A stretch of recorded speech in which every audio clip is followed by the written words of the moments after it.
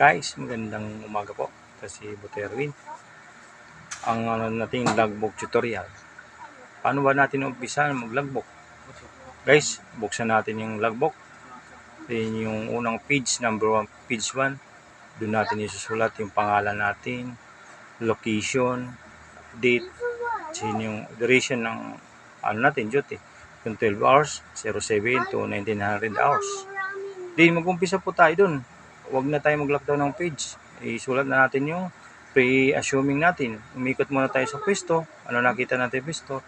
Di, lalagay na natin yung assume my post duty and responsibility from outgoing Juan de la Cruz.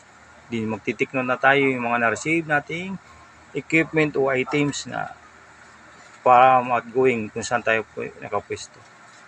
Sana guys, may natutunan po sa video nito. I-comment na lang po at share. Salamat!